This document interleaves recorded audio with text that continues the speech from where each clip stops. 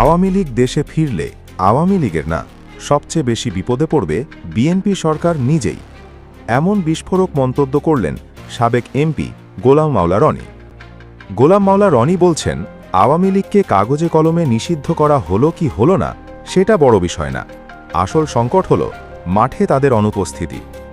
তিনি হুঁশিয়ারি দিয়ে বলেছেন, সব পরিণতি মেনে নিয়ে যদি আওয়ামী লীগ সাহস করে দেশে ফিরে না আসে তাহলে বিএনপি সরকার পতনের সম্ভাবনা বেশি। প্রশ্ন হল, বিএনপির বিপদ কোথায়? ১.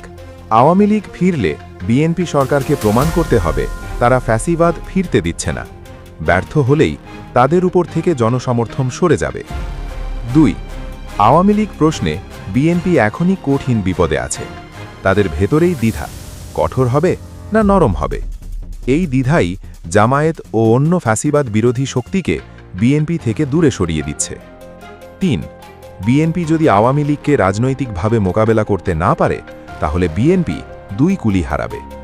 রনির মতে ত্রিমুখী চাপে আছে বিএনপি, সামনে অগ্নিঝড়। আওয়ামী লীগ ফিরলে লড়াইটা আর আওয়ামী লীগের সাথে পুলিশের হবে না, লড়াইটা হবে বিএনপির অস্তিত্বের। আপনার কি মনে হয়, বিএনপি এই পরীক্ষায় পাশ করতে পারবে? কমেন্টে জানান।